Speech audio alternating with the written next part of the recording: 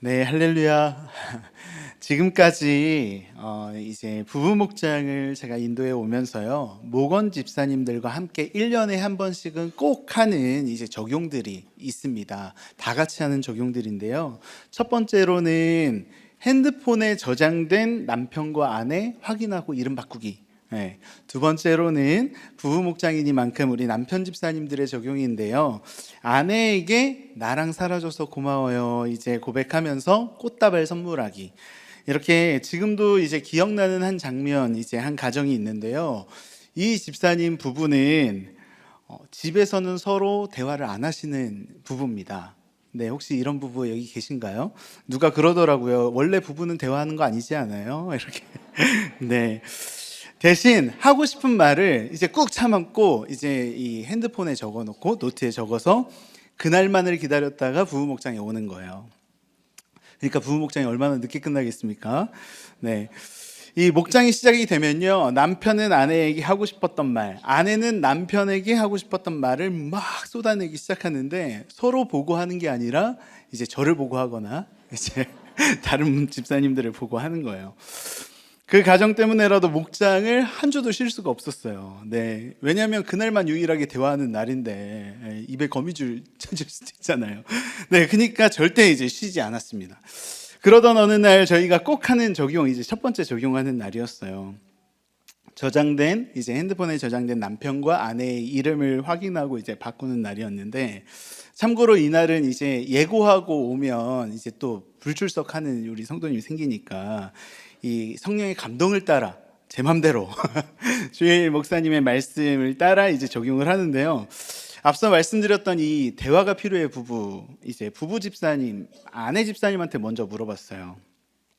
집사님, 남편 이름이 핸드폰에 어떻게 저장되어 있나요? 라고 이제 물어봤더니 말씀을 계속 못 하시고 이제 머뭇거리시기만 하는 거예요. 그래서 괜찮다.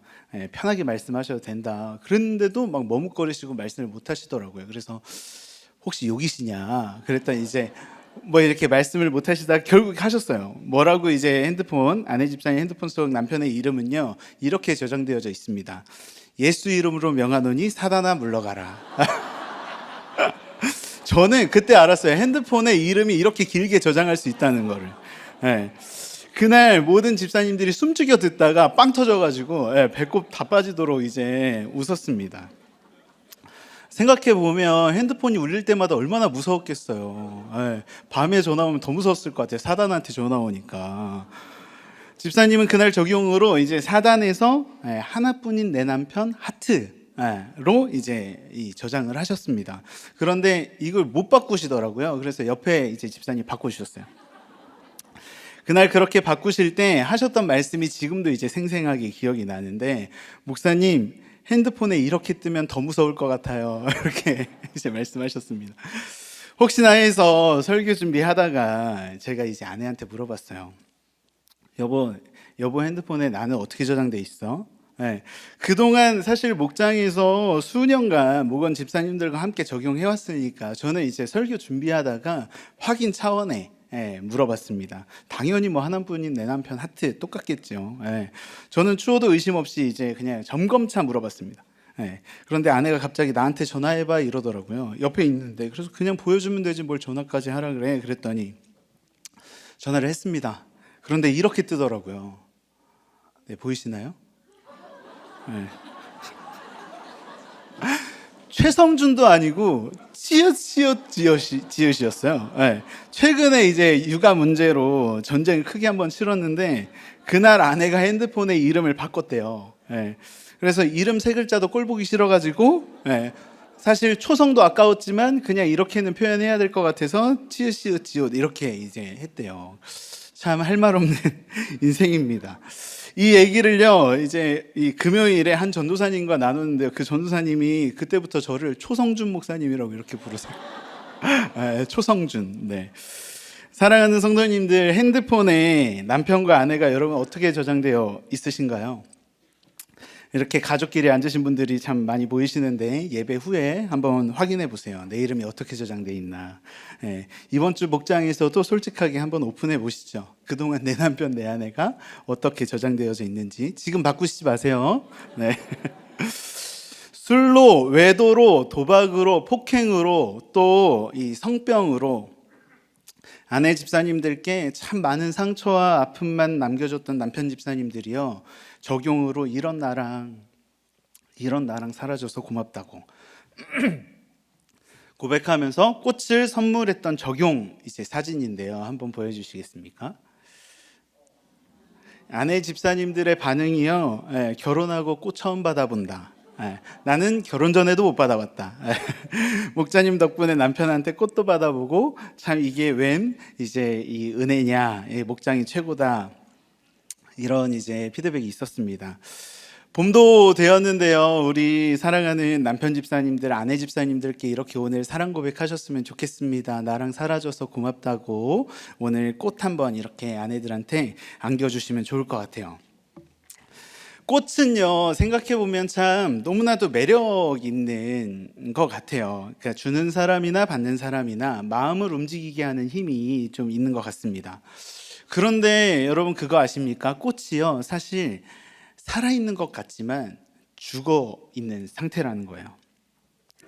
땅, 생명을 공급하는 그 줄기, 그 근원으로부터 이미 꺾여졌고 잘려져 있기 때문이죠. 그래서 꽃다발이요, 아무리 예뻐도 1년 뭐 이렇게 안 갑니다. 일주일 가면 많이 가죠. 우리 인간이라는 존재도 참 그런 것 같다라는 생각이 들었습니다. 생명의 공급처, 정말 예수님께 딱 붙어서 매일매일 공급받아서 살지 않으면 살아있는 듯 보이나 실상은 죽은 존재로 이제 살게 된다는 거죠. 아무리 겉을 화려하게 여러 가지 치장, 이 업적과 성취들로 나를 치장한다 해도 나무이신 그리스도께 떨어지는 그 순간, 주님과 연결되어져 있지 않은 그 순간 우리는 죽는다는 거예요. 오늘 본문에서 예수님께서는요, 이 어떻게 우리가 생명력 있는 존재로, 그런 인생으로 살 수 있는지에 대해서 오늘 말씀해 주고 계십니다. 오늘 말씀의 핵심 키워드는 바로 붙어 있는 것, 여기에 있습니다. 5절과 8절 우리 같이 한번 읽어보도록 하겠습니다. 시작. 나는 포도나무요,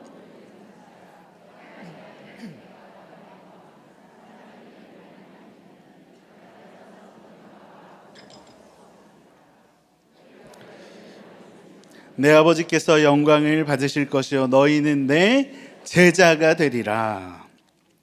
목사님께서 사도행전 성령의 강론이라는 제목으로 말씀 전해주실 때 두 번째 대지였어요. 올바른 강론으로 바울과 실라와 딱 한 편이 돼서 딱풀처럼 따르는 딱풀 성도가 있었다, 생겼다라고 이제 말씀해 주셨는데, 오늘 제목을 그래서 이렇게 정해봤습니다. 딱풀 제자가 됩시다. 우리 서로 한번 인사해 볼까요? 딱풀 제자가 됩시다. 네. 딱풀 제자가 되기 위해서 우리가 기억해야 할 몇 가지가 있습니다. 첫 번째, 나는 우리가 나무가 아닌 가지임을 알아야 합니다. 오늘 말씀의 시작이 이렇게 시작합니다. 나는 참 포도나무요, 내 아버지는 농부라. 사실 포도나무 이 개념은요, 이스라엘 민족에게는 너무나도 익숙한 개념이었습니다. 왜냐하면 이스라엘 백성 자체를 상징하는 나무였기 때문입니다. 어떻게 확인할 수 있냐면 시편 80편 8절인데요. 제가 읽겠습니다. 주께서 한 포도나무를 애굽에서 가져다가 민족들을 쫓아내시고 그것을 심으셨나이다, 이렇게 이제 고백합니다. 이렇게 이스라엘 백성을 하나님은 포도나무로 비유해 늘 말씀하셨어요. 그래서 이스라엘 백성은요, 스스로 어떤 정체성을 가지고 있었냐면 나는 포도나무다, 나는 하나님이 이곳에 심으신 포도나무다, 이런 정체성을 가지고 있었어요. 이사야 5장 2절 이제 상반절에 보면요, 이렇게 기록되어져 있습니다. 땅을 파서 돌을 제하고 극상품 포도나무를 심었도다. 그 중에 망대를 세웠고 또 그 안에 술틀을 팠도다. 좋은 포도 맺기를 바랬더니, 이거는 지금 하나님께서 이렇게 이스라엘 백성을 극상품 포도나무로 심으시고 관리하시고 기르셨다는 거예요. 땅을 파서 돌을 제하고 극상품 포도나무를 심고 망대를 세우고 술틀을 이제 파면서 지극정성으로 키우셨어요. 농부이신 하나님께서 뭘 바라셨을까요? 극상품 포도 열매를 바라셨죠. 그런데 이스라엘 이 민족이, 이스라엘이라는 이 포도나무가 무슨 열매를 냈는지 아십니까? 5장 2절 이제 하반절인데요. 우리 같이 한번 읽어볼까요? 시작. 들포도를 맺었도다. 좋은 포도 열매를 맺을 줄 알았어요. 그런데 열린 열매는 들포도였습니다. 이 들포도를 어떻게 표현하고 있냐면 이사야 5장 7절입니다. 제가 읽어보겠습니다. 무릇 만군의 여호와의 포도원은 이스라엘 족속이요 그가 기뻐하시는 나무는 유다 사람이라. 그들에게 정의를 바라셨더니 도리어 포악이요 그들에게 공의를 바라셨더니 도리어 부르짖음이었도다. 하나님은 정의라는 열매를 이스라엘이 맺기를 바라셨어요. 그런데 맺은 열매는 포악이었어요. 공의라는 열매 맺기를 바라셨어요. 그런데 맺은 열매는 부르짖음. 이 부르짖음이라고 해서 좀 안 와닿으실 것 같아서 괴롭히고 약자들을 압제해서 그래서 그들에게서 나는 부르짖음. 예, 이 불공정, 불공평의 이제 불공의의 열매를 이제 이스라엘 백성들이 냈다는 거죠. 이스라엘이라는 이 나라의 이 포도나무는요, 사실상 열매 맺는 것에 실패한 나무였고 또 열매 맺지 못하는 나무였습니다. 그런데 생각해 봤어요. 이것이 이스라엘만의 이야기였을까? 우리도 이렇게 들포도만 낼 때가 있지 않았나? 내 인생을 좀 말씀하시는 거 아닌가라는 생각을 해봤습니다. 오늘 말씀에서 예수님께서 뭐라고 하시냐면요, 이제는 나는 참 포도나무요 이렇게 말씀하십니다. 이스라엘의 이 실패, 즉 이스라엘은 포도나무가 아니다 라는 선언으로 지금 시작을 하고 계시는 건데, 그 당시 유대인들 그리고 이것을 듣는 제자들도 이 말씀을 들을 때 충격이 왔을 거예요. 좀 깜짝 놀랐을 겁니다. 예수님께서는요, 지금까지 이스라엘과는 다른 열매 맺는 새 이스라엘, 참 포도나무의 본을 보여주시겠다 이렇게 말씀하시는 거예요. 그런데 더 놀라운 것이 하나 있습니다. 뭡니까? 오늘 말씀의 포인트는 나는 참 포도나무다 여기에 있는 것이 아니라 어디에 있냐면, 거기서 끝나는 게 아니라 참 포도나무이신 예수님께서 우리를 뭐로 부르셨냐? 가지로 부르셨다 이런 거예요. 가지로 우리를 부르셨다. 이제는 가지인 너의 삶에, 너희 가정에 들포도가 아닌 극상품의 포도, 구원의 열매로, 의의 열매로, 성령의 열매로 내가 채우겠다 이렇게 말씀하시는 거예요. 이번에는 반드시, 이번에는 기필코 너의 삶과 너의 가정의 생명의 열매를 내가 맺게 하겠다 작정하시며 선언하시는 말씀이라는 겁니다. 5절입니다. 우리 같이 한번 읽어볼까요? 시작. 나는 포도나무요 너희는 가지라. 그가 내 안에 내가 그 안에 거하면 사람이 열매를 많이 맺나니 나를 떠나서는 너희가 아무것도 할 수 없음이라. 그러기 위해서 가장 먼저는 뭐부터 점검해야 되냐면 우리의 정체성부터 점검해야 하는 거예요. 우리가 뭡니까? 가지라는 거예요.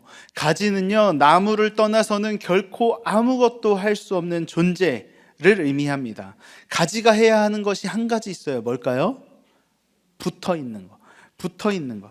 그것만 하면요, 나머지는 나무이신 예수님과 농부이신 하나님께서 책임져 주신다는 거예요. 가지가 나무에 딱 붙어 있을 때 그 나무의 물관과 채관을 통해서 이 수많은 수액과 양분을 공급받을 수 있게 되고 또 열매를 맺게 되는 거죠. 농부이신 하나님과 나무 되신 예수님은요, 가지에게 끊임없이 공급하세요. 무엇을요? 생명을, 은혜를 공급해 주십니다. 매일같이 일용할 양식, 일용할 은혜, 일용할 건강, 일용할 지혜들을 끊임없이 공급해 주세요.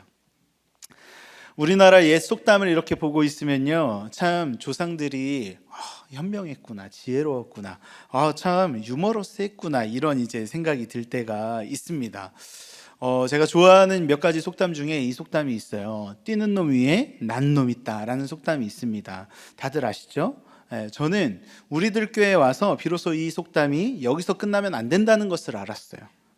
뛰는 놈 위에 나는 놈이 있어요. 그런데 나는 놈 위에 또 어떤 놈이 있나요? 붙어가는 놈이 있더라고요. 붙어가는 놈이. 할렐루야. 붙어가는 놈이야말로 최고의 실력자인 줄 믿습니다. 네, 잘 붙어가는 것이야말로 최고의 믿음이고 또 참 그리스도인으로 건강하고 거룩하게 사는 길인 줄 믿습니다. 놈이라고 해서 우리 여성분들 혹시 서운하신가요? 차마 제가 그렇게 부를 수가 없어가지고 그냥 놈으로 통일했습니다. 우리들 공동체에서 자주 하고 또 자주 듣는 처방 중에 하나가 바로 이 붙어만 있어라 라는 말입니다.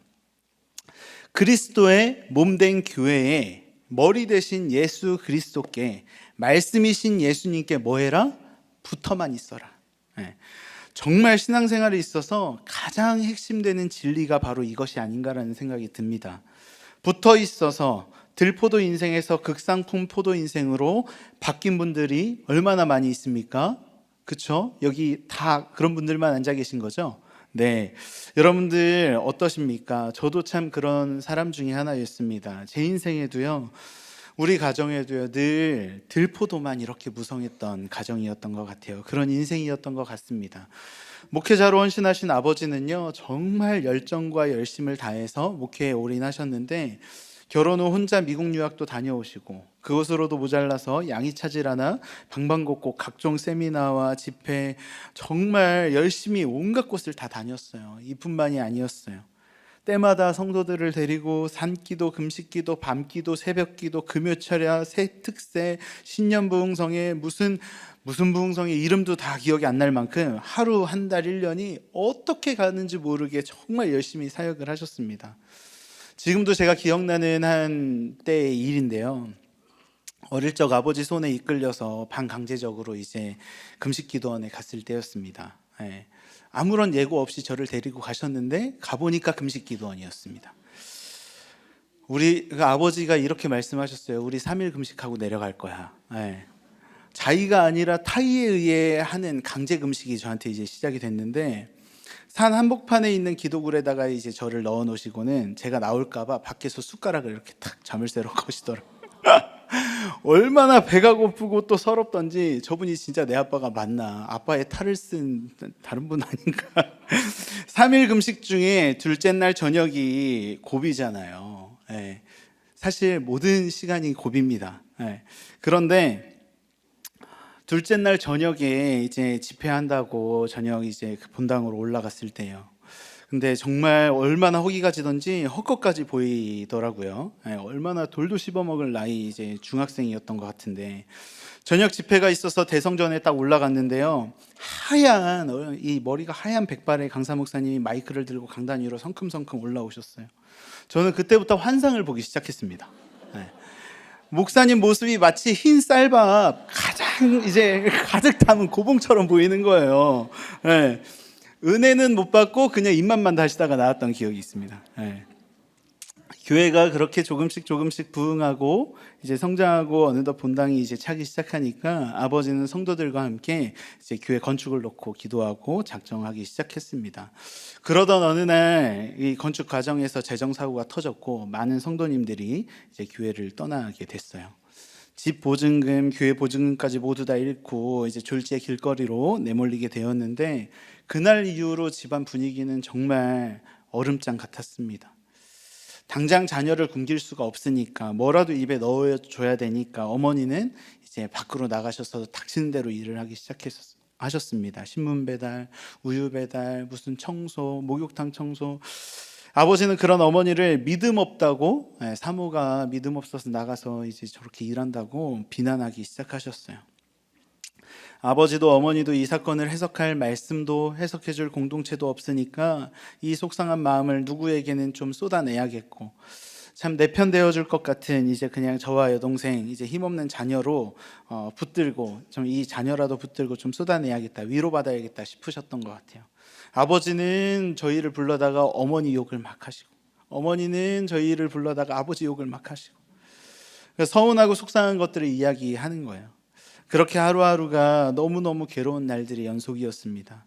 마치 집문 여는 것이 지옥문 여는 것과 같았어요. 차짓한 이 집안의 부지기도 너무너무 힘들었습니다. 그렇게 시간은 속절없이 가고 저는 군입대 그리고 여동생은 대학 기숙사로 들어갔을 때의 일입니다. 훈련소 4주차 정도 된 시기에 부모님은 결국 저희한테 이혼을 통보하셨어요. 이후 아버지와 어머니는 각각 또 새로운 분들과 재혼을 하셨습니다. 나는 할 만큼 했다. 나는 참을 만큼 참았다. 더 이상은 안 된다. 남은 인생이라도 행복하게 사랑받으면서 평범하게 또 비범하게 나는 살겠다. 이런 외침의 이제 부모님들의 선택이었습니다. 이혼이 답이라 생각했고 또 재혼이 답이라고 생각하셨던 부모님의 선택은 결국 온 가족의 삶에 들포돈만 가득 맺는 결과를 초래했습니다. 기도했어요. 하나님, 왜 우리 집에 이토록 이렇게 들포도만 무성합니까? 도대체 왜 우리 가정은 이렇게 안 되는 것들 투성입니까? 이런 환경을 만든 부모님이 너무나도 밉고 또 원망이 되고 또 하나님까지도 원망이 되었어요. 이해가 안 됐기 때문이죠. 우리 가정에게만 유독 관심이 없는 것 같고 우리 가족에게만 유독 하나님이 인색한 것만 같고 아니면 능력이 없으신 건지 하며 하나님을 향해 불신과 불평과 원망의 말들을 쏟아냈어요. 지난주 말씀에서 특별한 존재가 되지 못해 슬퍼하진 않느냐라고 이제 물어보신 목사님의 질문에 딱 제가 그랬던 것 같습니다. 이렇게 들포도밖에 낼 수 없던 저를 하나님께서는 그냥 내어버려 두시지도 포기하시지도 또 잊으시지도 않으시고 참 포도나무이신 예수님께 접붙여 주시고 주님의 몸된 교회인 우리들 공동체에 이렇게 접붙여 주셔서 날마다 세속사가 아닌 구속사의 양분으로 저를 공급해 주시기 시작하는데 이렇게 구속사의 말씀이 제 안에 차오르기 시작하니까 관점이 바뀌고 가정을 직면할 힘이 조금씩 생기기 시작하는 거예요. 처음에는 가정을 그냥 덮어놓고 보지도 않았고 그냥 쳐다보기도 싫었던 가정이었는데 이제 직면할 힘을 하나님께서 주시는 거죠. 왜 우리 가정이 내 인생이 이토록 들포도밖에 낼 수 없었는지 말씀 앞에 서보니까 비로소 깨달아지기 시작하는 게 있더라고요. 참 포도나무 되시는 그리스도께 붙어있질 못했구나. 말씀이신 그리스도께 붙어있지를 못하고 내가 구속사가 아닌 자기 연민에만 사로잡혀서 거기에만 붙어서 옳고 그름, 피해의식, 자기 연민, 우울과 분노, 판단과 정죄라는 그냥 들포도만 맺고 있었구나라는 것이 깨달아져서 너무너무 회개가 많이 되었습니다. 각양의 사건들을 당한 위기의 가정에 신방을 할 때가 참 많은데요. 제가 신방을 갈 때마다 제가 더 은혜가 이제 있는 것 같습니다. 먼저는 참 되었다함 없는 이 수치의 간증, 너무나도 부끄러운 들포도만 맺었던 이 죄고백과 간증들이 누군가를 그리스도께로 접붙이는 데에 쓰임 받는다는 것이 또 너무 감격스러워서 은혜가 되고요. 나의 이 부끄러움과 고백 그리고 이제 이 간증들이 정말 나는 버려야 되는 건 줄만 알았더니 이 있는 그대로 주님 앞에 접붙여지니까 이것도 하나님께서 사람 살리는 도구로 쓰시고 구원의 열매 맺는 데에 쓰게 하시는구나라는 것이 깨달아져서 너무 은혜가 되더라고요. 인생이 너무 지치고 버거워 포기하고 싶은 분들이 계실 수 있어요. 바람난 남편 때문에, 집 나간 자녀 때문에 하루하루가 지옥 같은 우리 분들도 계실 겁니다. 저희 어머니처럼 더 이상 내 배우자, 내 자녀, 내 부모, 내 형제 기다리고 싶지 않다고 나는 할 만큼 했다고 하시는 분들 계실 수 있어요. 뭐 하나 쓸만한 열매 하나 없어서 그저 들포도로만 가득한 내 인생이 너무 초라하고 볼품없어 우울하신 분들, 저와 같은 분들, 인생의 산적한 이 모든 문제의 답은요 어디에 있냐면 예수 그리스도 안에 있습니다. 이 모든 답은요 결코 다른 데서 찾을 수가 없어요. 이때가 사실 고난 중에 있는 이때가요 골든타임인데요, 이때 더욱 힘써 예수님께 붙어 있어야 됩니다. 이때 몸된 그리스도의 몸된 교회의 목장에 더욱 힘써 붙어 있어야 돼요. 그러면요 어떤 역사가 일어나는지 아십니까? 못 살 것 같은데 하루하루 사라지는 역사가 있어요. 살 소망이 생기고요, 오늘 못 살 것 같은데 오늘 하루 살 힘이 공급되어지는 거예요. 때마다 우리 주님께서 집 나간 내 배우자, 우울한 내 가족, 무기력한 내 자녀를 기다릴 힘을 이렇게 때마다 하나님께서 공급해 주신다는 겁니다. 이혼이 답일 것만 같고 재혼이 답일 것만 같고 낙태가, 자해가 답일 것만 같으십니까? 여러분 속지 마시길 바래요. 예수 밖에서 찾는 그 어떤 답도요, 사실 해답일 수가 없습니다.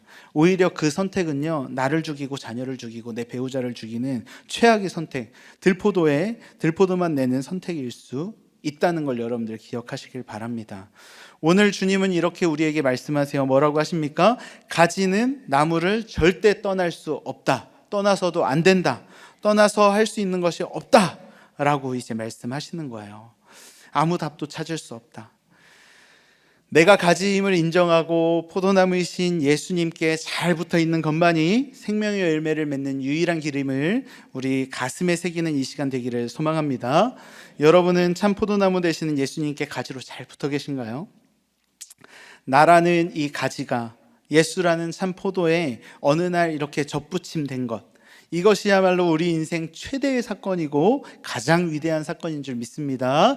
우리 적용 질문 드리겠습니다. 나는 어떤 포도를 내는 인생이었나요? 내가 가지임이 인정이 되시나요? 오늘 내가 딱풀 제자로 붙어가야 할 곳은 어디인가요? 네, 여러분 목장에 잘 붙어가시길 바랍니다. 두 번째로 딱풀 제자가 되기 위해서는요, 가지치기가 필요하다는 겁니다. 오늘 본문 2절에 보면요, 우리가 더 열매 맺는 가지가 되게 하기 위해서 농부이신 하나님 아버지가 행하는 작업이 있다고 말씀하세요. 그 작업이 뭐냐? 농부 되신 하나님이 가지를 깨끗하게 하신다라는 거예요. 어떻게 깨끗하게 하실까요? 가지를 재버리신다 말씀합니다. 재버리시고, 이 말을 처음 딱 들으면 어떤 느낌이세요? 우리가 구원받았다가 이 열매를 못 맺으면 하나님이 가지를 그냥 딱 잘라 버리시는 것처럼 구원을 잃어버린다는 느낌으로 여러분들 혹시 들리시나요? 절대 그런 의미가 아닙니다. 이 말을 너무 잘 설명해 준 성경학자가 있는데요, 야베스의 기도라는 책, 우리 뭐 아시는 분들이 있을 것 같은데요, 그 이제 친숙한 브루스 윌킨스 박사가 이 본문을 가지고 포도나무의 비밀이라는 책을 이제 썼습니다. 이 책에서 그는 이렇게 설명합니다. 여기서 재버리시고라는 말은요, 원어로 보면 아이로라는 이제 말인데요, 이 아이로를 직역하면요, 들어 올린다, 집어서 올린다, 들어 올린다, 집어 올린다, 이런 뜻이에요. 포도나무 가지들은요, 사실 밑으로 처지는 이제 이 성향을 가지고 있습니다. 땅에 대이면서 먼지가 덮이고요, 진흙이 묻죠. 그러면 이제 축축한 그 가지에 뭐가 펴요? 곰팡이가 핍니다. 열매를 맺을 수 없는 상황이 발생한다는 거예요. 그래서 포도원 농부가 그 가지를 어떻게 한다고요? 아이로 들어 올린다고요. 집어 올린다고요. 그냥 집어 올리는 게 아니라 그 나무를 지탱할, 그 가지를 지탱할 다른 지지대를 세워서 올려 놓습니다.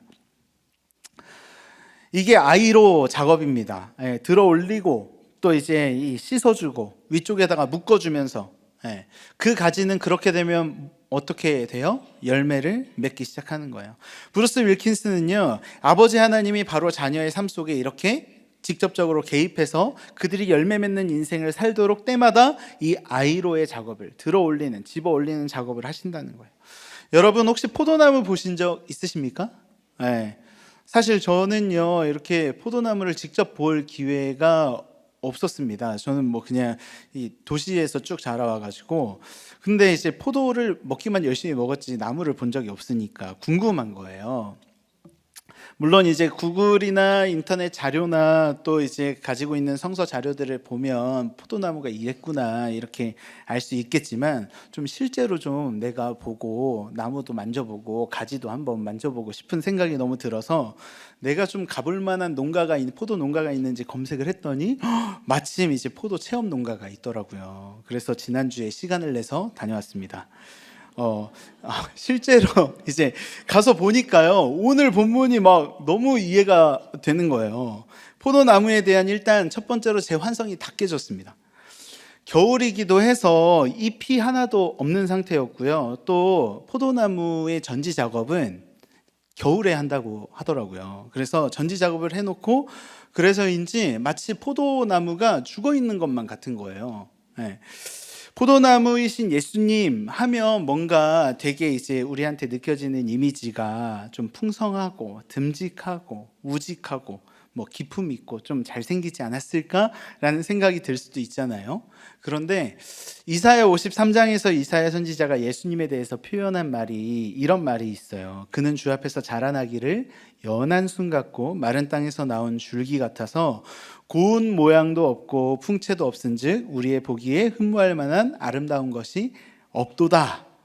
포도 농장 가서 포도 이제 나무 보고 바로 이 이사야 말씀이 생각이 나더라고요. 진짜 포도나무는요, 철저히 열매 맺는 데에 포커스가 맞춰진, 그냥 존재의 의미가 열매 맺는 거에 맞춰진 나무더라고요. 제가 본 포도나무는요, 나무라고 사실 부르기도 애매한 그런 나무였습니다. 포도 넝쿨에 가까운 이제 볼품없는 나무였는데, 고운 모양도 당연히 없고 풍채도 없고 흠모할 만한 이제 아름다운 것은 전혀 없었습니다.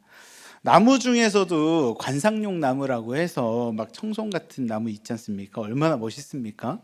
아니면 향나무, 떡갈나무, 제목으로 쓰는 나무, 아니면 땔감으로 쓸만한 나무, 그런 모든 나무에 속하지 않았어요. 심지어 썩혀가지고 거름으로 쓸만한 나무 같아 보이지도 않았습니다. 이래서 하나님께서 이래서 포도나무가 열매를 못 맺으면 진짜 쓸모가 없다는 말이 이런 말이구나라는 게 깨달아졌어요. 농가 주인 농부 아주머니를 만났는데요. 그 아주머니께 사실대로 말했어요. 저는 사실 목사고 포도나무 이제 이 말씀을 준비하다가 포도나무가 너무 보고 싶어서 왔다. 이제 말씀드렸더니 그분이 나는 권사인데요. 너무 잘 오셨어요. 이렇게 말씀하시는 거예요. 그때부터 권사님에게 이제 막 이 질문을 엄청 했습니다. 포도 농사에서 이 아이로 하는 이 들려주는 작업과 가지치기 하는 이 작업이 무엇을 의미하는지 물어봤더니 포도나무의 특성상 들어 올려주는 작업, 이렇게 지지해주는 작업과 가지치기 전지 작업이 얼마나 중요하냐면 지지해주거나 이제 들어 올려주지 않으면 그 가지는 땅에 처박혀서 아무런 열매를 맺질 못한다고 하더라고요. 그 포도나무의 특성이래요.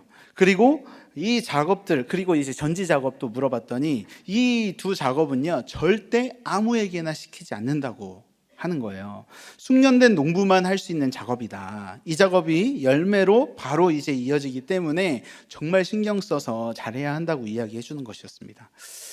가지에 달린 가지가 이제 가지에 또 다른 가지들이 많이 달리잖아요. 한두 개가 아닌데 도대체 무슨 가지가 열매 맺는 가지고 또 무슨 가지를 또 정리해 줘야 되는지 물어봤어요. 그랬더니 저를 이제 가까이 데리고 가더니 이제 여기 순 보이시죠? 그러면서 이제 순을 이렇게 딱 보여주시는 거예요.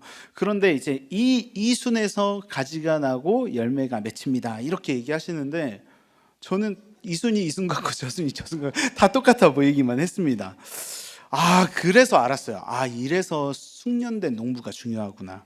이래서 베테랑 농부가 참 중요하구나. 전지 작업한 포도 가지를 좀 이제 그래도 여기 왔다는 증거가 좀 필요하니까 좀 가지 좀 주실 수 있겠냐. 그래서 이미 근데 전지 작업을 다 해놔가지고 뭐 이렇게 제가 막 몰래 할 수가 없어가지고 좀 있겠냐. 그랬더니 이제 저를 데리고 어디로 가는데 거기 갔더니 포도나무 가지가 산더미처럼 쌓여 있으면서 이제 이게 다 전지 작업한 가지다. 원하는 만큼 다 챙겨가셔도 된다고 라고 얘기하는데 제가 그걸 어떻게 다 챙겨오겠습니까? 사실 휘문 채플, 판교 채플, 또 이제 대구 채플을 위해서 다 챙겨와가지고 하나씩 나눠드리면 너무 좋겠지만 그래서 딱 요것만 가지고 왔어요. 이것만. 근데 요거는 누가 봐도 죽은 나무가지처럼 보이잖아요. 그런데 이거는 사실 이게 지금 며칠이 지났는데도 사실 썽썽합니다. 그래서 여기 이걸 왜 잘랐지? 여기에서도 포도나무 열릴 것 같은데라는 생각을 했어요, 저는. 그런데 이 가지는 전지 작업이 필요했던 가지였다고 하더라고요. 그래서 제가 그때 알았어요. 정말 이 본문은 제가 이제 포도 농가를 방문하고 나서 깨달은 건데요. 이 본문은 심판의 메시지가 아니구나 라는 걸 알았습니다. 2절과 6절만 보면요, 하나님은 징계하시는 하나님처럼 느껴질 수 있어요. 열매 못 맺는 인생을 가차없이 심판하시고 불구덩이에 집어넣어 버리시는 하나님처럼 느껴질 수 있어요. 그런데요, 농부 권사님, 농부 하나님을 만나 보니까 어떻게 해서든 건강하고 좋은 열매를 맺게 하려고 365일 24시간 그 나무와 가지에 집중하고 있는 것을 봤습니다. 겨울에도 안 쉬시더라고요. 전지 작업을 하고 거름을 넣어주고 혹여나 나무가 춥지는 않을까 흙 속에 나무를 때로는 묻어두기도 하시고 365일 주야로 나무를 신경 쓰고 있더라는 거예요. 아, 농부 하나님도 똑같으시겠구나. 예수님께 붙어있는 나라는 이 가지에 하루에도 수십 개 또 수만 가지의 장가지들이 이렇게 무성하게 자라는 것을 보고 하나님은 이것을 결코 그냥 가만히 내버려 두시는 분이 아니시겠구나, 용납하시지 않으시겠구나. 좋은 포도, 극상품의 포도를 내게 하기 위해서 내 인생에 크고 작게 이제 뻗어나온 불필요한 장가지들을 오늘도 잘라내 주시겠구나라는 것이 깨달아졌어요. 너무 은혜가 되더라고요. 사실 가지 입장에서 보면요, 내 몸에 붙은 가지 잘려져 나가는 것이 왜 안 아프겠습니까? 왜 고통스럽지 않겠습니까? 생사를 도려내는 건데. 그런데요, 그 작업을 가지가 안 아플까봐, 그러니까 아플까봐 안 한다? 네. 가지가 얼마나 아플까 그러면서 전지 작업을 안 한다? 농부는 절대 그렇게 안 한다는 거죠. 이거는 마치 이런 거랑 똑같은 거예요. 아이고, 우리 성장통이 얼마나 힘들어. 성장통 때문에 고생하는 것이 얼마나 좀 힘들까. 마음이 아픈 나머지 우리 아이는 평생 안 크고 딱 이 사이즈로 이렇게만 자랐으면 좋겠다 하시는 부모님 계십니까? 네, 이런 부모님 있으면 얼른 신고하셔야 돼요. 네. 없습니다. 성장통이 안 와가지고 고민하고 병원 가서라도 아프게 해서라도 이제 정말 키우려고 하는 거지. 정상적인 부모라면, 정상적인 농부라면, 좋은 열매, 극상품의 열매를 맺게 할 수만 있다면 생 가지라도 자를 수 있다는 거예요. 설교를 준비하면서 알았습니다. 뭘 알았냐면 우리나라에 기네스북에 등재된 포도나무가 있더라고요. 네. 알고 계셨습니까? 세계 신기록입니다. 포도나무 한 그루에서 포도 열매가 무려 4,500송이가 이제 열렸답니다. 그러니까 우리나라에 4,500송이 열리기 전에 이제 일본 포도나무가 이제 랭킹 탑을 하고 있었는데 3,000송이가 탑이었는데 우리나라가 이제 이겼습니다. 참 너무 신기했어요. 그런데 가지를 길이를 재보니까요 40m라고 하더라고요.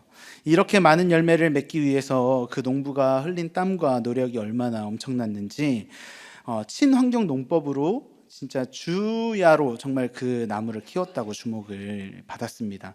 가지치기를 제대로 해주지 않으면요 포도나무는 실속 없이 무성하게 퍼지기만 한다고 해요. 그게 포도나무의 속성이라고 합니다. 그래서 가지치기가 너무나도 필요합니다. 숙련자 농부이신 하나님은요 우리의 자아를 꿰뚫어 보시고 아주 세밀하게 다루시는 분입니다. 우리의 자아가 하나님 앞에 더 순종하도록, 우리의 자아가 제대로 하나님 앞에 헌신하도록, 하나님 나라의 우선순위를 갖고 인생을 살아가도록 하나님은 때마다 시마다 우리를 가지치기 해주신다는 거예요. 성도들의 삶에서 경험되는 인생의 시련들은요 종종 이렇게 하나님의 가지치기일 수 있다는 겁니다. 히브리서 12장 5절로 6절입니다. 우리 같이 한번 읽어볼까요? 시작. 또 아들들에게 권하는 것 같이 너희에게 권면하신 말씀도 잊었도다 일렀으되 내 아들아 주의 징계하심을 경히 여기지 말며 그에게 꾸지람을 받을 때에 주께서 그 사랑하시는 자를 징계하시고 그가 받아들이시는 아들마다 채찍질 하심이라 하였으니, 하나님께서 가지를 들고 내 인생에 가지치기를 시작하실 때 하나님을 너무 원망하지 않으셨으면 좋겠습니다. 낙심하지 않으셨으면 좋겠어요. 하나님께서 사랑하는 자를 징계하신다고 해요. 내가 무엇이 부족했는지, 내가 어디에서 초점이 벗어나 있었는지, 내가 우선순위가 뭐가 잘못되어져 있었는지 점검하는 시간을 가지셨으면 좋겠어요. 그래서 하나님께 더욱 순종하고 헌신하는 자리에 우리가 이렇게 정말 더 나아갈 때 하나님께서 우리 인생의 위대한 열매를 맺게 하신다는 거죠. 여러분 혹시 가지치기 당하고 계십니까? 너무 고통 중에 계십니까? 저 또한 하나님의 가지치기 작업을 통해 불필요한 장가지들이 잘라져 나갔던 양육의 시간들이 있었습니다. 결혼 후 1년이 채 안 됐을 때의 일이에요. 하나님께서 저희 가정에게 귀한 생명의 열매를 이제 주셨는데요. 아내로부터 이 사실을 처음 들었던 날이 지금도 너무 생생합니다. 정말 이 말로 표현할 수 없는 감격이었어요. 감정이었습니다. 살면서 처음 느껴보는 감정이었고, 내가 아빠가 된다니 너무 감사했고 신기했고 감동이었습니다.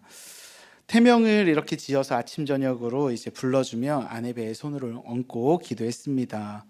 그러던 어느 날 아내의 정기 검진 날이었어요. 저는 이제 사역 때문에 동행하지 못했고 아내 혼자 다녀왔는데, 보통은 이 검진 후에 이제 검진 끝나면 이제 문자를 주거나 전화를 하거나 하는데, 보통 초음파 사진도 보내주고 하는데, 그날은 오전이 다 지나고 오후가 되어 가는데도 연락이 이제 없는 거예요. 오후 4시가 넘어서야 아내에게 뒤늦게 전화가 왔습니다. 수화기 너머로 근데 아내의 우는 소리가 계속 들리는 거예요. 여보, 무슨 일이야? 아, 정말 무슨 일이 있구나, 생겼구나. 이제 뭐 아이가 조금 이제 좀 상태가 안 좋거나 뭐 그럴 줄 알았어요. 그래서 예감을 했는데 그 예감은 틀리지 않았습니다. 아내는 울면서 이렇게 얘기했어요. 여보, 미안해. 아이가 심장이 뛰지 않는데 내가 아이를 못 지켰어. 이렇게 하면서 이제 우는 거예요. 아내에게 위로를 하긴 했지만 사실 이날 어떻게 이 하루가 지나갔는지 기억이 잘 나지 않습니다. 다시 유산 수술 일정을 잡기 위해서 병원을 찾은 날이었습니다. 순서를 이렇게 기다리는데요. 그날따라 이렇게 유독 이게 배가 산만한 우리 산모들이 많이 보이는 겁니다. 그러니까 남편들이 다 이제 같이 아내와 앉아 있는데, 만날 아이를 기대하는 이제 그 부부들 사이에 저희는 떠나보낼 준비를 하는 이제 부부였습니다. 아내는 아무 말도 안 하고 계속 울고만 있고, 저도 뭐 아내한테 이제 해줄 말이 그렇게 많지가 않아서 그냥 서로 위로하면서 지났던 시간들이 기억이 납니다. 그 뒤로 7년이라는 난임 시간이 시작이 됐는데요. 유산과 이렇게 난임을 겪으면서요, 해결된 줄 알았던 저의 이 피해의식과 자기연민의 감정이 다시 한번 요동치기 시작하는 거였습니다. 하나님, 도대체 왜? 이 질문이 시작됐어요. 왜 매번 제 인생에 이렇게 떨어지는 사건만 있나요? 왜 망하고 이혼으로 깨지고 재혼으로 갈라지고 이제는 아이까지, 왜 제 인생엔 이렇게 사건들만 계속되는 건가요? 탄식이 막 터져 나왔어요. 그렇게 해결되지 않은 감정들을 가지고 막 씨름하고 있는 때에 이 뭐를 좀 보게 됐냐면요, 제 안에 뼛속까지 그런 질문들이 제 안에 있더라고요. 나는 이런 고난을 당하면 안 돼. 나는 이런 실패를 겪으면 안 돼. 나는 예외여야 해. 이런 이제 교만의 가지가 제 마음속에 있었음을 좀 보게 되었습니다. 그러니 가정의 이혼 재혼의 사건 속에 외쳐댔던 나는 피해자, 부모님은 가해자, 가해자인 부모님을 판단하고 정죄했던 것처럼, 똑같이 이 유산과 난임의 과정에서도 똑같이 이 노래가 시작이 되는 거예요. 하나님을 향해서, 하나님은 가해자, 나는 피해자. 하나님은 도대체 내게 왜 이러시냐, 불평과 원망을 쏟아낸 거죠. 하나님은 이 시간을 통해서 잘나도 또 자라나는 저의 교만과 피해의식, 자기연민의 가지를 이제 가지치기 해주신 겁니다. 이제는 제 인생에 허락하신, 그리고 앞으로 또 허락하실 그 어떤 사건도 모두 다 하나님께서 나와 우리 가정을 사랑해서 주신, 그리고 사랑해서 주실 그런 가지치기의 사건임을 믿고 끝까지 신뢰하며 이 자리를 지켜가기로 다시 한번 결단하는 시간이 있었습니다. 적용 질문입니다. 하나님의 가지치기에 괴로워만 하고 있지 않으십니까? 날 살리는 가지치기에 순종하고 계십니까? 내 안에 가지치기 되어져야 할 것은 무엇인가요? 우리 마지막입니다. 딱풀 제자가 되기 위해서는요, 말씀 안에 거해야 한다는 겁니다. 요한복음 15장에서 나의 안에 거하라, 이 말이요 10번이나 반복해서 계속 나옵니다. 그만큼 중요하다는 거죠. 여기 본문에 거하라는 이 말은요, 제안도 요청도 아닙니다. 명령입니다. 커맨드. 해도 되고 안 해도 되는 것이 아니라 반드시 해야 되는 거, 생명 걸고 해야 되는 명령이라는 거죠. 거한다는 말은요, 산다, 삶을 공유한다라는 의미예요. 필요할 때 잠깐 들린다, 이런 말이 아니에요. 다시 말해, 내가 항상 연결되어져 있어야 된다는 거예요. 주 안에 항상 깊이 머물러 있어라는 뜻입니다. 그러면 당장 그럼 주 안에 어떻게 거하는 거예요? 거한다는 게 도대체 무엇을 의미하는 겁니까? 라고 질문할 수 있겠죠. 그래서 굉장히 구체적인 적용점을 하나님께서 말씀해 주시는데 7절입니다. 다 같이 읽겠습니다. 너희가 내 안에 거하고 내 말이 너희 안에 거하면 무엇이든지 원하는 대로 구하라, 그리하면 이루리라. 너희가 내 안에 거하고 그 다음 말이 뭐죠? 내 말이 너희 안에 거하는 것. 요한복음 1장 1절로 14절 혹시 기억하십니까? 제가 읽겠습니다. 태초에 말씀이 계시니라. 이 말씀이 하나님과 함께 계셨으니 이 말씀은 곧 하나님이시니라. 말씀이 육신이 되어 우리 가운데 거하심에 우리가 그의 영광을 보니 아버지의 독생자의 영광이요 은혜와 진리가 충만하더라. 무슨 말입니까? 말씀이 곧 예수님이고 주님이고 주님이 곧 말씀이라는 거예요. 다시 말해 말씀 안에 거한다는 것은 예수님 안에 거한다는 거고, 뒤집어서 말씀이 내 안에 거한다는 것은 곧 예수님이 내 안에 거한다는 겁니다. 지난주 예후에게 기름 부었던 이제 이 선지자의 제자, 그때 이제 그가 어땠다고 말씀해 주셨죠? 첫 번째로는 평범한 사람, 두 번째로는 순종하는 사람, 절대 순종하는, 그리고 마지막으로는 들은 말씀이 있는 사람. 그렇습니다. 오늘도 주님은 이렇게 말씀하세요. 내 안에 거하라. 내 말을 너희 안에 두라. 말씀하세요.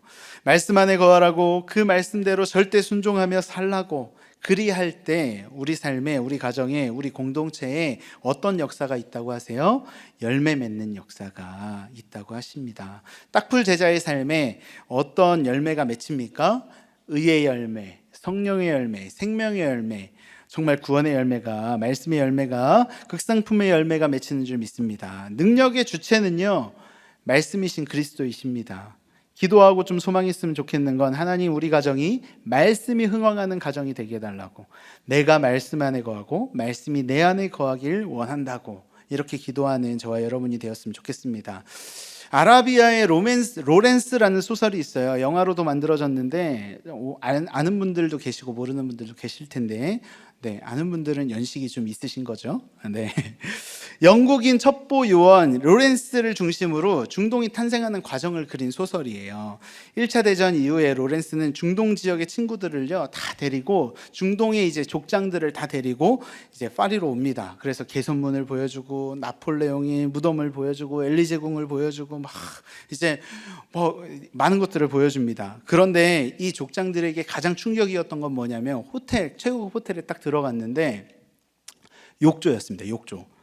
호텔 욕조에 있는 수도꼭지가 이 족장들에게는 신세계였어요. 왜냐하면 물을 이렇게 수도꼭지를 틀면 물이 나오고, 끄면 물이 안 나오고, 그들은 이걸 본 적이 없는 거예요. 그들에게는 물이 얼마나 귀합니까? 네. 그래서 이제 그렇게 좋은 침대도 있는데 욕조에만 있어가지고 계속 들었다 잠갔다 하는 거예요. 근데 이제 이 시간이 돼서 이제 이 중동으로 돌아가야 할 때, 고향으로 돌아가야 할 때, 이제 호텔로 이제 로렌스가 찾아갑니다. 그런데 깜짝 놀래요. 왜 깜짝 놀랄까요? 족장들이 전부 다 수도꼭지를 다 떼고 있었던 거예요. 갖가지 공구를 들고 이걸 막 다 가져가려고 떼고 있었던 거예요. 그래서 우리 지금 뭐 하냐 그랬더니, 이제 우리나라에 이게 필요하다. 이 수도꼭지가 필요하다. 내 인생이 필요하다. 이것만 있으면 어디서든지 원하는 만큼 물을 쓸 수 있지 않냐. 족장들 눈에는요, 이 수도꼭지에 모든 능력이 있는 것 같아 보이는 거예요. 이것만 틀면 나오니까. 수도꼭지 가져가서 중동 자기 집에 틀면 나올까요? 안 나올까요? 안 나옵니다. 파이프 라인이 연결되어져 있어야, 물의 저수지에 접속이 돼 있어야 그 수도꼭지로부터 물이 나오는 거지, 물의 근원지, 말씀의 근원지, 은혜의 근원지에 내가 접속이 되어져 있어야 되는 게 핵심이라는 거예요. 그래야 틀 때 콸콸 물이 나오게 된다는 거죠. 여전한 방식으로 우리가 말씀 안에 거하기를 힘쓰는 저와 여러분 다 되시기를 주님의 이름으로 축원합니다. 나의 안에 거하라고 하시는데, 여전히 주차장에 계시는 우리 성도님들 계시다면, 운동장 성도님들 계시다면 이제 들어오셨으면 좋겠어요. 안과 밖을 이제 왔다 갔다 하지 마시고 주님 안으로, 말씀의 자리로 들어오셨으면 좋겠습니다. 아버지 품으로 전도 축제가 이제 기다리고 있는데요. 저도 간절히 소망하고 기도하는 건, 저희 이제 아버지와 새아버지와 어머니가 아버지 품으로 좀 나와서 참 포도나무이신 예수님께 이제 접촉되고 딱 붙어가는 이제 그런 가지가 되셨으면 참 좋겠다 기도하고 있습니다. 많은 성도님들께서 내 가족, 내 배우자, 내 자녀, 부모, 형제들의 구원을 놓고 기도하시는데요. 이번 전도 축제가 앞서 말씀드린 것처럼 구원의 열매가 주렁주렁 맺히는 그런 놀라운 역사의 현장이 될 줄 믿습니다. 네, 이 시간 우리 같이 적용 질문입니다. 매일 큐티하고 계신가요? 목장 예배, 공예배, 사모함으로 참석하고 계신가요? 팔복상 기도회 전체 참석하실 거죠? 네. 대답을 안 하셔서 전체 참석하실 거죠? 네. 아직도 대답을 안 하시는데요. 우리 마지막으로 팔복상 기도회 전체 참석하실 거죠? 네. 네, 말씀을 맺겠습니다. 딱풀 제자가 귀한 열매로 하나님의 기쁨이 되기 위해서는 우리가 나무가 아니라 가지임을 알아야 합니다. 가지치기가 필요한 걸 또 알아야 해요. 말씀 안에 거해야 합니다. 말씀 기억하면서 이렇게 찬양했으면 좋겠습니다. 하나님은 우리를 환난 가운데서 지키시는 분, 나를 지명하여 택하신 분, 하나님 손안에서 내가 다루어지길 원한다고, 참 포도나무이신 예수님께 온전히 거하길 소망한다고 이 시간 우리 찬양하겠습니다. 나의 안에 거하라. 나는 내 하나님이니 모든 환난 가운데 너를 지키는 자라. 두려워하지 말라. 내가 널 도와주리니 놀라지 말라. 내 손 잡아주리라. 내가 너를 지명하여 물렀나니 너는 내 것이라. 너의 하나님이라. 내가 너를 보배롭고 존귀하게 여기노라. 너를 사랑하는 내 영혼을 고백합니다. 내가 너를 지명하여 물렀나니 너는 내 것이라. 너의 하나님이라. 내가 너를 보배롭고 존귀하게 여기노라. 너를 사랑하는 내 여호와. 시간 한번 기도했으면 좋겠습니다. 알코올 중독, 도박 중독이신 아버지 때문에, 외도에 주식에 사고만 치는 남편 때문에, 우울증과 무기력으로 누워만 있는 아내 때문에, 게임 중독으로 방에 처박혀서 나오지 않는 우리 자녀 때문에 도대체 이 고난은 언제 끝나는 것이냐 원망하고 불평하며 하나님께 반역하고 불신앙으로 정말 나아갔던 그 나의 죄를 회개하며 이 시간 나아갑시다. 하나님, 내가 나무가 아닌 가지임을 알게 하여 주시옵소서.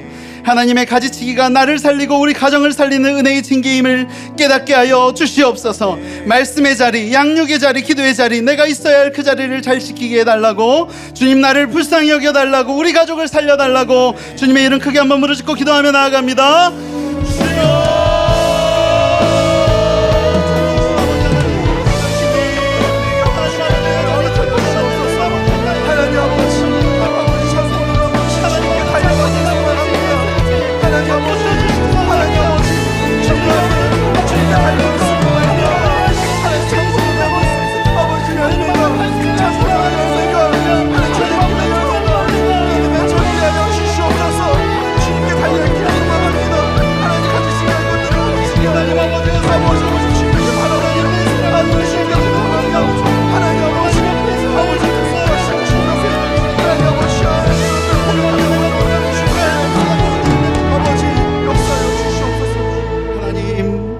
피해의식과 자기 연민으로 들포도만 내다가 죽을 뻔한 인생인 저를 참 포도나무 되신 예수님께, 주의 몸된 교회에 하나님 우리들 공동체에 접붙여 주셔서 너무나도 감사드립니다.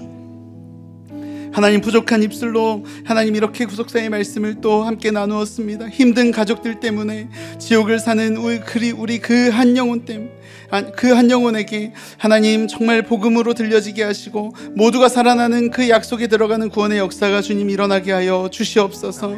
하나님, 오늘 살려주신 은혜에 감사하여서 우리의 신앙 고백을 담아 작은 예물 하나님께 드립니다.